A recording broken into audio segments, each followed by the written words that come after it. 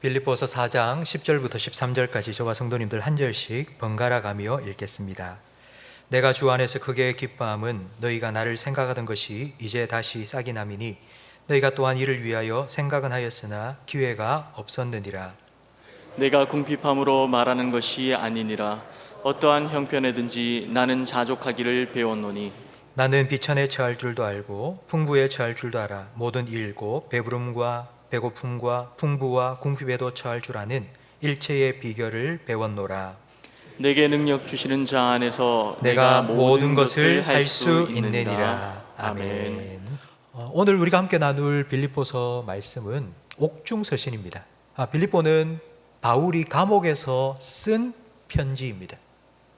바울이 잘못해서 감옥에 들어간 것이 아니라 복음 전하다가, 그러니까 예수님에 대해서 적대하는 사람들에게 고소를 당해서 감옥에 갇힌 것입니다. 요즘은 세상 사는 것이 워낙 힘들다 보니 일부러 죄 짓고 교도소에 들어가려고 하는 사람이 있다는 뉴스를 종종 듣습니다. 왜냐하면 교도소에 들어가면 먹여주고 재워주고 입혀주고 하기 때문입니다. 근데 2000년 전에는 그렇지 않습니다. 2000년 전에는 교도소, 감옥에 들어가면 누가 입혀주고 먹여주고 하지 않습니다. 가족이나 친구들이 매일같이 그 감옥에 와서 먹을 것 들여보내주고 입을 것 넣어주고, 그래서 감옥 생활을 할 수 있습니다.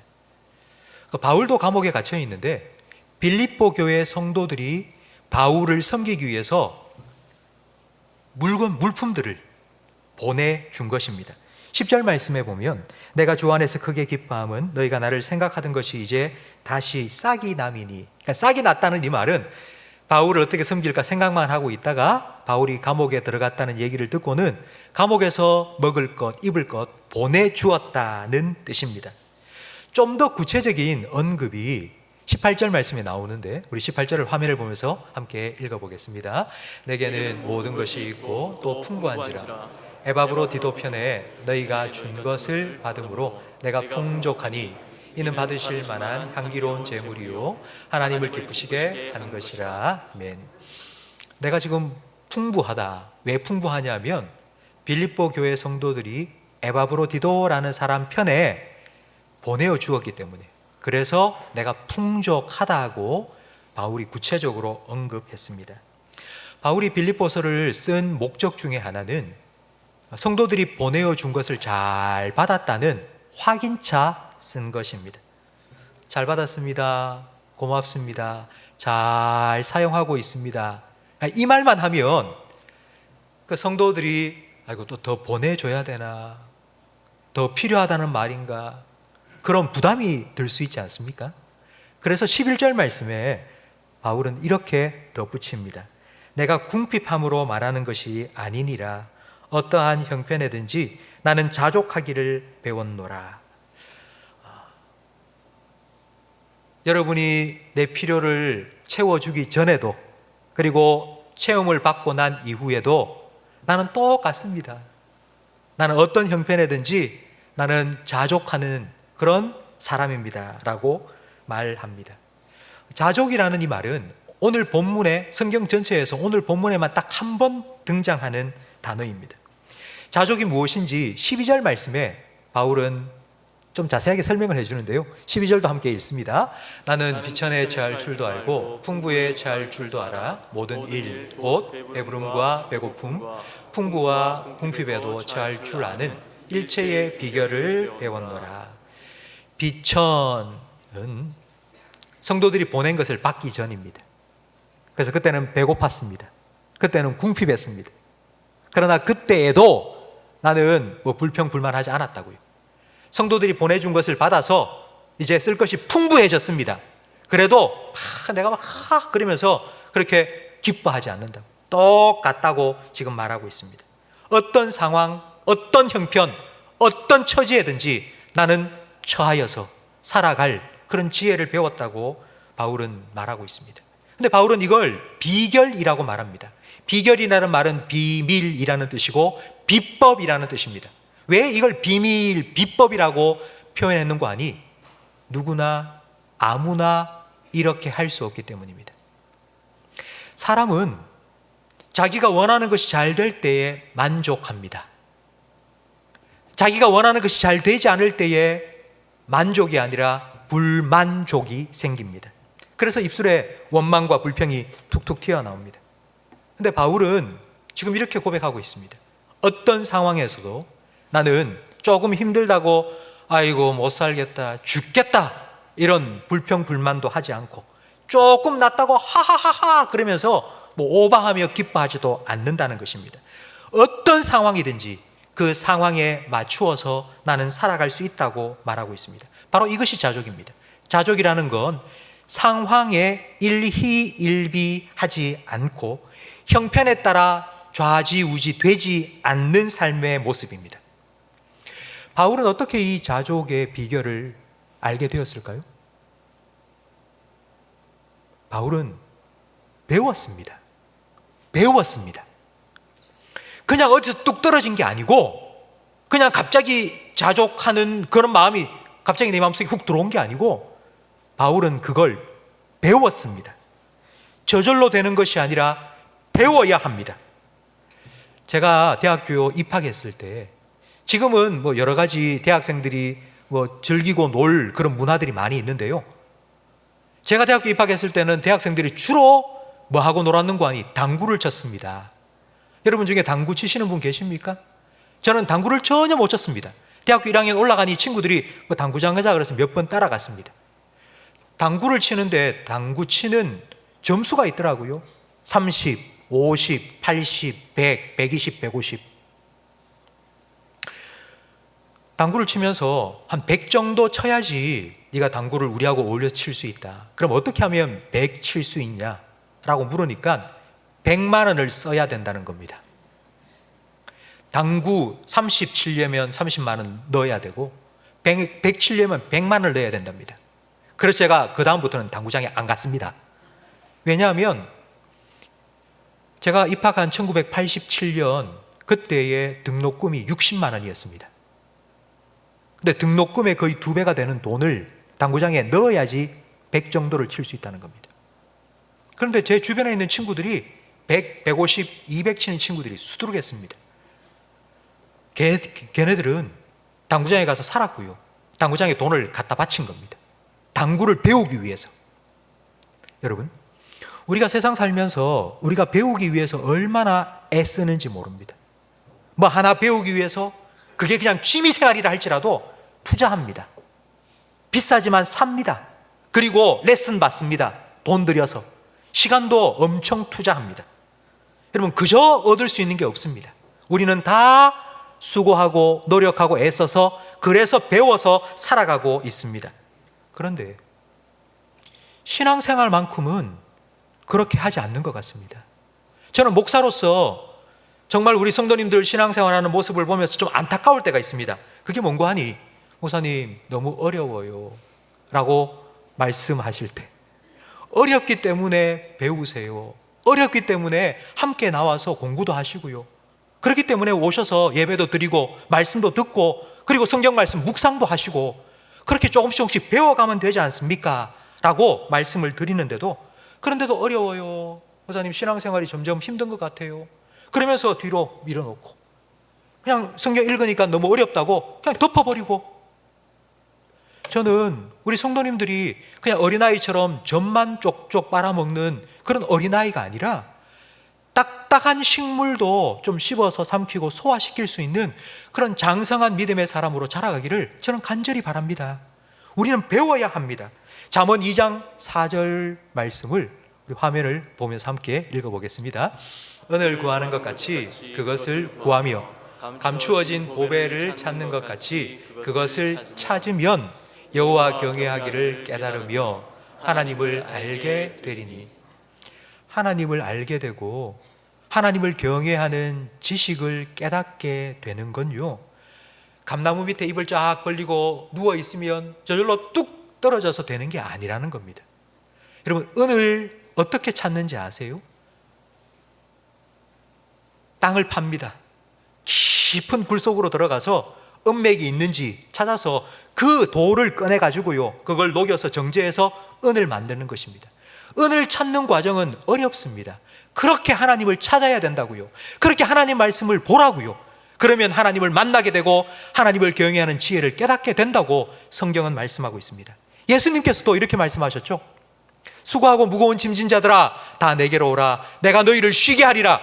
우리는 그 말씀만 딱 보면 야, 예수님께 나가면 무조건 예수님께서 나를 쉬게 해주시겠구나, 예수님 주시는 참된 평안을 누릴 수 있겠구나 라고 생각을 하는데, 그 말씀 다음에 예수님께서 뭐라고 하셨는지 그것도 들어야죠. 나는 마음이 온유하고 겸손하니 내 멍에를 메고 내게로 와서 내게 배우라. 그냥 예수님께 나와서 그냥 있으면은 그냥 예수님께서 우리를 그냥 평안하게 해주시고 우리의 모든 문제 다 해결해 주시고 가 아니고, 예수님과 함께 멍에를 메고 예수님께 배워야지 예수님 주시는 참된 평안을 누릴 수 있다고 우리를 불러주신 것입니다. 성도 여러분, 배워야 합니다. 여러분, 부담스럽다고 제가 지금 여러분에게 말씀드리는 이 얘기가 여러분에게 부담처럼 다가올지 모르지만, 그러나 저는 목회자로서 여러분에게 이런 말을 해야 될 책임이 있습니다. 여러분, 배우셔야 됩니다. 그냥 힘들고 어렵다고 잘 모르겠다고 덮어버리면 우리의 믿음이 자랄 수가 없습니다. 그렇기 때문에 여러분, 세상에서 당구를 배우듯이 100만 원 투자하고요, 당구장에 10시간 20시간 가서 살듯이 여러분도 그렇게 하나님을 알아가고 하나님 말씀을 배우는 일에 여러분도 열심을 내보시고 애써 보시기 바랍니다. 12절 말씀에 보면 바울은 이렇게 자족하는 일체의 비결을 배웠다고 말씀합니다. 일체의 비결을 배웠다라는 이 말은 모든 과정을 다 이수했다라는 뜻입니다. 그냥 한 번, 두 번 슬쩍슬쩍 배우다가 나 다 배웠어가 아니라 모든 과정을, 대학 졸업할 4년 과정을 다 이수하고 졸업하듯이 자기는 그렇게 모든 과정을 다 통과했다고 말합니다. 배움은 한 번으로 되지 않습니다. 반복하고 또 반복해야지 그게 진짜 내 것이 됩니다. 바울은 이렇게 자족하는 비결을 배워서 내 것으로 삼았다고 말하고 있습니다. 그렇다면 바울은 어디에서 자족하는 비결을 배웠을까요? 바울은 어디에서 자족하는 이 비결을 배웠을까요? 바울이 나는 비천에도 처하였고 풍부에도 처하였고 배고픔에도 처하였고 배부름에도 처하였다라는 이 말이 바울이 상상해서 한 말이 아닙니다. 바울은 진짜 실제로 이와 같은 일을 겪었습니다. 살아가면서 바울은 이와 같은 고통과 아픔을 겪었습니다. 고린도 후서 11장 23절 말씀을 제가 읽어드리겠습니다. 내가 수고를 넘치도록 하고 옥에 갇히기도 하고 매도 수없이 맞고 여러 번 죽을 뻔하였으니 유대인들에게 40의 감한 매를 하나 5번 맞았으며 3번 태장으로 맞고 1번 돌로 맞고 3번 파산하고 일주일을 깊은 바다에서 지냈으며 또 수고하며 애쓰고 여러 번 잠을 자지 못하고 줄이며 목마르고 여러 번 굶고 춥고 헐벗었노라. 바울은 실제로 이와 같은 삶을 살았습니다. 그 중에 한 가지 예를 조금 더 여러분에게 설명을 드리겠습니다. 빌립보 지역에서 복음을 전하다 그 지역에서 귀신 들린 여종 하나를 온전케 해주었습니다. 근데 그 여종은 귀신 들려서 점치는 일을 했습니다. 점치고 받은 복채를 주인에게 갖다 줬으니까 얼마나 돈을 많이 벌었겠습니까? 그런데 자기 여종이 귀신 나가고 점을 못 치게 되니까 주인이 자기 소득이 끊어지고, 그래서 바울을 고소해서 빌립보 감옥에 가둔 겁니다. 그 감옥에 갇혀서 바울은 찬양하고 기도하기 시작했습니다. 근데 한밤중에 갑자기 지진이 나면서 감옥 문이 덜컹 하고 열린 겁니다. 그 소리에 꾸벅꾸벅 졸고 있던 간수장이 눈을 번쩍 뜨고 보니 문이 열렸습니다. 죄수들이 다 도망친 줄 알고 자결하려고 칼을 빼들었는데 그때 감옥 안에 있던 바울이 잠깐 멈추시오. 그리고는 그에게 복음을 전하였습니다.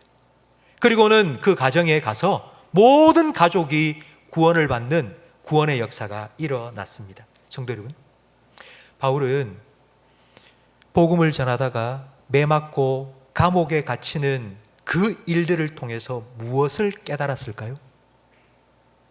복음 전하면 매 맞아, 복음 전하면 옥에 갇혀. 나 안전해야지. 가 아니라 복음을 전하다가 매 맞고 옥에 갇혀도 이 일을 통해서 하나님의 생명의 역사가 어떻게 일어나는지를 깨닫게 된 겁니다. 내가 겪은 이 아픔과 고통을 통해서도 하나님은 하나님의 뜻을 이루신다는 것을 그는 배우게 되었습니다. 뿐만 아니라 바울은 육체에 가시가 있었습니다. 육체에 질병이 있었습니다. 그 질병을 떠나가게 해달라고 3번이나 기도했습니다.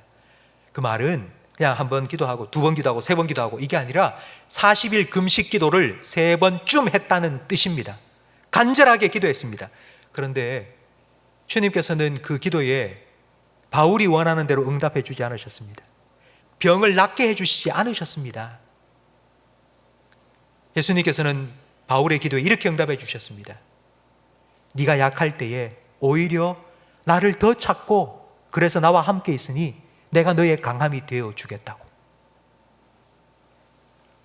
바울은 자기의 육신의 질병 떠나지 않고 그대로 몸에 지니고 있었지만 이것 때문에 나보다 더 크고 강하신 주님께서 나와 함께 하시는구나 라는 것을 배워갔습니다. 성도 여러분, 저는 코로나19를 통과하고 있는 벌써 1년 반째 아닙니까? 저는 이 기간이 우리 성도들에게 자족을 배워가는 시간이라고 분명히 생각합니다. 얼마나 풍족했습니까? 부족함 없이 하는 것마다 다 잘 되고 그렇게 우리는 살아왔습니다. 코로나가 발생하면서 모든 것이 중단되었습니다. 하고 싶은 거 제대로 할 수도 없고요. 우리 다 막힌 것 같습니다. 왜 이런 시간을 하나님께서 우리에게 허락하셨겠습니까? 저는 이 시간을 통해서 좋을 때, 잘 될 때뿐만 아니라 힘들고 어려울 때, 아무것도 할 수 없을 그때에도 하나님 생각하고 하나님 안에서 자족하는 법을 배우도록 하나님께서 우리에게 허락하여 주신 줄 믿습니다. 성도 여러분, 모든 사람들이 다 잘 될 때도 감사하고 힘들 때도 하나님 바라보며 믿음으로 살아가고 그러면 좋겠는데요, 그렇지 않습니다. 어떤 사람은 이렇게 힘든 과정을 통과하면서 그래도 하나님 더 의지해야지 믿음이 더욱더 자라가는 반면에 어떤 사람은 힘든 일을 겪으면서 하나님은 왜 나를 싫어해? 나를 미워해? 하나님 왜 나를 버리셨어? 원망하고 하나님과 점점 더 멀어지는 사람들도 있습니다. 그렇기 때문에 자족하는 비결을 우리가 정말 터득하고 배우기 위해서는 13절 말씀처럼 내게 능력 주시는 자 안에서 배워야 합니다. 그냥 내 힘으로, 내 능력으로, 내 지혜로 내가 이걸 잘 극복해 보겠다? 여러분, 그게 아니고 내게 능력 주시는 그분 안에서, 하나님 안에서 우리는 자족하는 비결을 배워가야 합니다. 13절 말씀은 우리 모든 성도님들이 너무나도 좋아하는 말씀입니다. 모든 성도님들이 다 좋아하는 말씀입니다. 내게 능력 주시는 자 안에서 내가 모든 것을 할 수 있느니라. 근데 여러분이 이 13절 말씀을 보시면 어디에 초점이 먼저 탁 갑니까? 앞부분입니까? 아니면 뒷부분입니까? 내게 능력 주시는 자 안에서 내가 모든 것을 할 수 있다. 여러분, 이렇게 읽으십니까? 내게 능력 주시는 자 안에서 내가 모든 것을 할 수 있느니라. 아멘. 여러분, 이렇게 읽으십니까? 대부분의 성도님들은 이 13절 말씀의 뒷부분에 좀 초점을 맞추시는 것 같습니다. 모든 것 할 수 있다. 아멘. 하나님, 내게 능력 주세요. 내게 지혜 주세요. 내게 물질도 주세요. 그래서 어떤 문제든지 지금 내게 다가온 이 모든 문제 내가 스스로 해결할 수 있도록 하나님 내게 능력 주세요. 내가 할 수 있습니다. 여러분, 그런데 어떠세요? 여러분, 실제로 그렇습니까? 여러분, 지금까지 살아온 여러분의 삶을 돌아보면서 내 문제 내가 스스로 다 해결했다. 내 힘들고 어려운 문제 내가 다 해결할 수 있었다. 여러분, 자신 있게 말하실 수 있습니까? 저도 그렇게 말할 수 없습니다. 성도 여러분, 과연 이 말의 의미가 뭘까요? 내게 능력 주시는 자 안에서 내가 모든 것을 할 수 있다. 예수님처럼 무리를 걸으시고요, 예수님처럼 풍랑을 잠잠케 하시고, 예수님처럼 병자를 벌떡벌떡 일으키시고, 그와 같은 예수님의 능력, 그 능력을 하나님께서 내게 주셔서 내가 모든 문제를 다 해결할 수 있다? 여러분, 그런 뜻이 아닙니다. 만약 우리가 예수님과 같은 능력을 하나님께서 우리에게 주셨다면 어떻게 될까요? 우리가 정말 예수님과 같은 능력을 우리가 갖게 되었다면 우리는 예수님을 찾지 않을 겁니다. 아담과 하와가 에덴 동산에서 시험받은 내용이 바로 이것입니다. 이거 먹어, 선악과 먹어. 그러면 네가 하나님처럼 될 거야. 네가 하나님처럼 되면 네 하나님 찾지 않아도 돼. 네가 하나님이 되니까. 네가 네 인생 알아서 살면 돼. 이거 먹어. 하나님처럼 될 거야. 능력, 우리가 그렇게 원하는 능력, 여러분 능력 좋은 겁니다. 하지만 능력은요, 하나님께로부터 우리를 멀어지게 만들 수도 있습니다. 지난주에 제가 설교하면서 아굴의 기도에 대해서 말씀드렸습니다. 근데 아굴은 이렇게 기도했죠. 가난하게도 마시고 또 부하게도 말게 해달라고. 왜 그런 기도를 드렸겠습니까? 능력, 부, 영광, 권력, 그것이 우리에게 정말 필요한 것 같은데요. 그러나 그게 주어지는 순간 우리는 교만해지고 하나님 없어도 된다고 생각할 가능성이 너무나도 많기 때문입니다.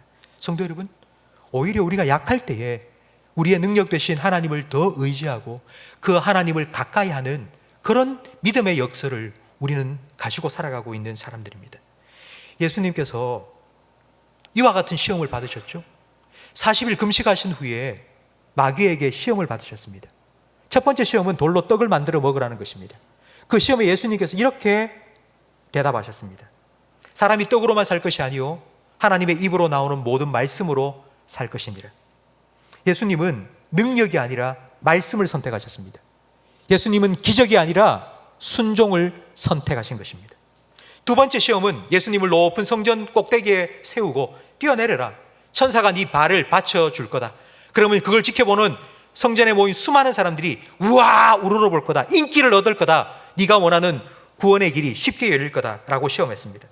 그때 예수님께서 딱 한마디 하셨죠. 주 너의 하나님을 시험하지 말라. 여러분, 주 너의 하나님을 시험하지 말라라는 말의 뜻은 이것입니다. 능력은 하나님께 속한 거고 하나님은 그 능력 자기가 원할 때 행하시는데 내가 그 하나님의 능력을 하나님 지금 일해 주세요. 그 하나님의 능력을 내가 부려먹으려고 하지 않겠다는 그런 선언입니다. 주 너의 하나님을 시험하지 말라. 여러분, 13절 말씀의 초점은 이것입니다. 모든 것을 할 수 있다가 아니고 내게 능력 주시는 자 안에 내가 거하면 내가 어떤 형편과 어떤 처지, 어떤 상황을 만나도 내가 그 모든 것을 변함없이 흔들리지 아니하고 통과해낼 수 있다. 살아갈 수 있다는 의미입니다. 이 13절 말씀을 또 성도들 중에 이렇게 오해하는 분이 있습니다. 뭔고 하니? 그래, 하나님이 내게 능력 주시는 자라는 걸 난 믿어. 그래서 난 하나님을 잘 믿으니까 내가 이 믿음으로 살아가면 하나님께서 내 믿음대로 이루어 주실 거야 라고 생각하는 분들이 참 많이 계십니다. 이 말이 맞는 말입니다. 하나님께서는 우리의 믿음대로 이루어 주시는 분입니다. 그런데 여기서 끝나는 게 아니라 한 걸음 더 나아가서 이런 생각까지 하십니다. 뭔가 이겁니다. 잘 되고 그리고 성공하면서 사는 사람은 저 사람은 믿음이 참 좋은 사람이야. 그래서 하나님께서 그 믿음대로 이루어 주시는 거야 라고 생각을 하는데 문제는요, 그렇지 않은 분들이 우리 주변에는 많이 있다는 겁니다. 잘 안 되는 분들이 많습니다. 건강을 잃고 힘들어하는 분들도 많이 계십니다. 여러분, 그럼 왜 그런 걸까요? 그분은 왜 실패하고 왜 병에 걸려서 힘들어하는 걸까요? 만약 잘 되고 건강한 것이 믿음이 좋아서 하나님께서 그렇게 하시는 거라고 생각한다면 그렇지 않은 분들을 향하여서는 믿음이 없어서, 저 사람은 믿음이 없어서 저렇다고 우리가 쉽게 판단할 수 있지 않겠습니까? 믿음이라는 건 우리가 믿음이 있어야지만이 하나님의 능력을 끌어내는데 그런 믿음이 없으니까 그 하나님의 능력을 받지 못해서 가난하고 병들고 힘들게 사는 것 아니냐고 생각을 하는 겁니다. 욥의 세 친구와 같이. 여러분, 정말 잘못된 생각입니다. 여러분은 어떻게 생각하십니까? 여러분 주변에 하는 일이 잘 되지 않아서 힘들어하시는 분, 갑자기 건강이 나빠져서 오랫동안 고생하시는 분들 보시면 여러분 마음에 어떤 생각이 드십니까? 저 믿음이 없어서 잘 못 살아서 그렇다고. 여러분 혹시 그렇게 생각하지 않습니까? 여러분 틀렸습니다. 잘못된 겁니다. 혹시 여러분 스스로에게도 혹시 그런 생각 갖지 않습니까? 내가 요즘 허리도 아프고 무릎도 아프고 내가 아파가지고 내가 못 살아서, 내가 믿음 생활 제대로 못해서. 여러분, 하나님께서 여러분이 기도 조금 안 했다고, 하나님이 여러분 말씀 제대로 좀 안 읽었다고 그것 때문에 여러분 아프게 하고 힘들게 하는 분이라면 그런 하나님 왜 믿습니까? 그런 하나님 왜 믿으세요? 그렇지 않습니다. 왜 하나님께서 우리에게 이런 아픔과 고통을 주시는지를 여러분 이해하셔야 됩니다. 하나님을 오해하지 마시고. 여러분, 예수님께서는 우리 믿음의 주가 되십니다. 그리고 우리의 믿음을 온전케 하시는 분입니다. 예수님은 믿음이 가장 좋으신 분입니다. 그런데 예수님은 늘 성공하셨을까요? 예수님은 실패가 없었을까요? 여러분 어떻게 생각하십니까? 마가복음 6장 5절 6절 말씀에 보면 예수님께서 이렇게 말씀하십니다. 거기서는 아무 권능도 행하실 수 없어. 여러분 상상해 보세요. 예수님께서 어느 마을에 가셨습니다. 그런데 그 마을에 가셔서 지난번 다른 데서 병자도 고치고 귀신도 쫓아내고 했던 것처럼 예수님께서 그곳에 가서 뭔가 능력을 행하시려고 한 거예요. 그런데 안 되는 거예요. 그런 예수님이 상상이 되세요? 그럼 예수님도 실패한 거 아닙니까? 안 됐잖아요. 예수님은 제자들을 모아서 제자 훈련을 시켰습니다. 12명. 그런데 예수님의 제자 훈련이 과연 성공했다고 할 수 있습니까? 베드로 예수님 부인했고요. 가룟 유다 예수님 배반했습니다. 과연 예수님의 제자 훈련이 성공했다고 말할 수 있을까요? 초대교회 성도들은 사자밥이 되기도 했고요. 산채로 붙잡혀서 불태워 죽임을 당하기도 했습니다. 여러분 과연 그들은 믿음이 없어서 그런 일을 당한 걸까요? 이제 여름이 되었습니다. 어제부터 장마가 시작되었는데요. 여름철이 되면 우리 한반도를 꼭 태풍이 통과해 나가지 않습니까? 여러분 태풍이 오면 비 피해도 바람 피해도 큰 피해가 있습니다. 그래서 우리는 태풍 좀 안 왔으면 좋겠다 싶은데요. 태풍이 안 오면 더 큰일 납니다. 기온이 떨어지지 않습니다. 그래서 막 38도, 40도까지 한여름은 기온이 계속 올라갑니다. 열대야 현상이 10일, 20일 계속됩니다. 그렇기 때문에 한 번씩 태풍이 불어와야 됩니다. 정체되어 있던 뜨거운 공기 확 밀어내고요. 그리고 강바닥에 쌓여있는 부패된 것들을 한번 확 쓸어내야 됩니다.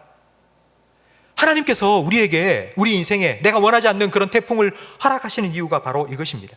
고난이라는, 아픔이라는, 태풍이라는 그런 태풍을 허락하시는 하나님의 이유가 무엇인지를, 왜 하나님께서 그걸 우리에게 허락하시는지를 우리는 이해해야 됩니다. 그렇기 때문에 하나님께서 우리에게 허락하시는 그 태풍을 우리는 막을 능력이 없습니다. 그 대신에 우리에게 필요한 능력은 무엇인가니 그 태풍이 우리에게 다가올 때에 그 태풍을 잘 견디고 통과해내는 능력이 필요합니다.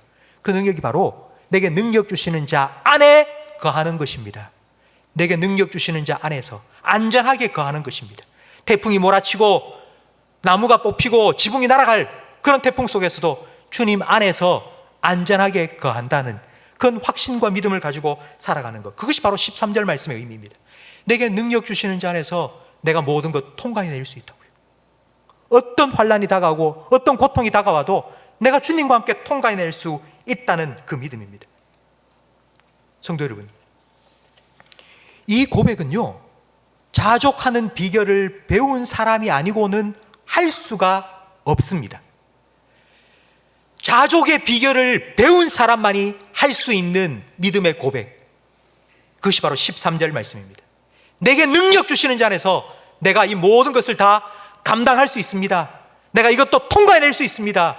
이것도 살아낼 수 있습니다. 바로 이 고백이, 이 믿음의 고백이 자족하는 비결을 배운 사람의 능력입니다. 우리의 인생은 수동태입니다. 인생이 수동태라는 말은 내가 원하는 대로 내 인생이 진행되지 않는다는 것입니다. 내가 원하는 대로 다 되면 얼마나 좋겠습니까? 내가 이거 했으면 좋겠다, 다 되면 얼마나 좋겠습니까? 그렇지 않습니다. 내가 원하는 대로 안 흘러갑니다. 전혀 예상치 못했던 일들이 우리 삶에 너무나도 많이 다가옵니다. 여러분, 그때에 내게 능력 주시는 자 안에서 내가 이것도 통과해낼 수 있다. 여러분, 이 믿음의 고백으로 여러분 통과해내시기를 주님의 이름으로 축원합니다. 만약 이런 고백을 우리가 하지 못하면 우리 입에는 이게 터져 나올 거예요. 아이고 힘들어 죽겠다, 못 살겠다, 이런 원망과 불평이 계속해서 흘러나올 것입니다. 하지만 자족을 배운 사람은 감사합니다. 하나님, 이것을 통하여서도 하나님께서 나를 더 하나님 가까이 이끌어 주시겠죠? 하나님 기대합니다. 하나님 감사합니다. 이렇게 감사함으로 하나님과 함께 통과해낼 수 있습니다. 계속 6월 달부터 교회 만나 대신방을 하고 있습니다. 우리 성도님들이 삼청 목양실에 찾아오셔서 함께 만나서 이런저런 이야기를 해 주십니다. 제가 이렇게 질문을 드립니다. 코로나 기간 지내면서 어디 나가지도 못하고 답답하지 않으세요? 우리 성도님들한테 물으면 우리 성도님 대부분 이렇게 말씀하십니다. 요즘 뭐 어디 나갈 데도 없고 집에 앉아서 성경 보고 기도하고 오히려 더 감사합니다 라고 대답하시는 분이 거의 대부분입니다. 병수발을 들 가족이 있어서 하루 종일 그렇게 병수발 들며 고생하시는 성도님께 힘들지 않으세요? 라고 물으면 그분이 하시는 말씀이 이렇게라도 할 수 있는 건강이 있어서 나 감사하다. 몇 시간의 큰 수술을 마치고 이제 마취가 풀려서 아프다고 눈물 흘리고 있는 자녀를 보면서도요, 그래도 깨어나서 감사하다고. 여러분, 이건 능력입니다. 이거는 거저 되는 게 아니고요, 정말 자족하는 비결을 배운 사람만이 할 수 있는 정말 놀라운 능력입니다. 성도 여러분, 어떤 상황 속에서도 나와 함께 하시며 내 삶을 지키시고 내 삶을 향한 주님의 뜻을 온전히 이루어 가실 그 하나님을 온전히 의지하시고 그 상황에 일희일비하지 아니한 그런 자족하는 그와 같은 비결을 배워가시는 우리 모든 성도님이 되시기를 주님의 이름으로 축원합니다. 이 13절 말씀이 여러분의 고백이 되기를 저는 간절히 바랍니다. 내게 능력 주시는 하나님 안에서 내가 어떤 상황도 내가 통과해낼 수 있겠습니다. 감당해낼 수 있습니다. 내가 살아낼 수 있습니다. 포기하지 않고 내가 통과해낼 수 있습니다. 여러분, 이 고백이 여러분의 고백이 되기를 간절히 바랍니다. 이 13절 말씀을 구약 성경의 버전으로 한번 제가 찾아봤습니다. 빌립보서 4장 13절을 구약 성경의 구약의 성도들은 어떻게 고백했을까? 하박국 3장 17절 18절 말씀입니다. 우리 다 함께 화면을 보면서 읽어보겠습니다. 비록 무화과 나무가 무성하지 못하며 포도나무에 열매가 없으며 감람나무에 소출이 없으며 밭에 먹을 것이 없으며 우리의 양이 없으며 외양간에 소가 없을지라도 나는 여호와로 말미암아 즐거워하며 나의 구원의 하나님으로 말미암아 기뻐하리로다. 아멘. 내게 능력 주시는 자 안에서 내가 모든 것을 할 수 있느니라. 그리고 또 한 말씀은 시편 23편 1절 말씀인데요, 이 말씀도 함께 읽겠습니다. 여호와는 나의 목자시니 내게 부족함이 없으리로다. 다윗 왕의 고백입니다. 다윗은 왕입니다. 다윗은 모든 것을 다 가진 사람입니다. 근데 다윗이 이렇게 고백한 게 아닙니다. 내가 권력을 가져서, 내가 부귀 영화를 가져서 그래서 나 부족함이 없다, 나 만족한다, 난 그것 때문에 만족한다가 아니고요, 나는 여호와 때문에, 여호와가 나의 목자시기 때문에 나는 부족함이 없다고, 나는 만족한다고. 성도 여러분, 여러분 어떠세요? 난 돈이 많아서, 우리 집이 넓어서, 내가 건강해서, 내 자녀가 공부 잘해서, 취직을 잘해서, 그래서 나는 부족함이 없다. 혹시 여러분 그렇게 고백하고 계시진 않습니까? 하나님이 나의 목자시니까, 내게 능력 주시는 자 안에서 나는 모든 것 할 수 있다는 바로 그 자족의 비결을 여러분 배워가시기를 주님의 이름으로 축원합니다. 하나님 안에서 여러분 늘 거하여 사십시오. 하나님께서 내 능력이 되신다는 걸 믿으시고요, 그 하나님께서 내 필요를 따라 내 삶을 지키시고 인도하신다는 것 여러분 믿으시기 바랍니다. 그리고 그 하나님을 나의 능력으로 삼으십시오. 하나님 안에서 비천에 처하든지 아니면 풍부에 처하든지, 여러분이 배고프든지 아니면 배부르든지, 여러분이 잘 되든지 안 되든지, 슬프든지 기쁘든지 자족의 비결을 배우시고요, 그 하나님 안에서 기쁨과 감사함으로 또 하반기를 살아가시는 우리 모든 성도들이 되시기를 주님 이름으로 축원합니다.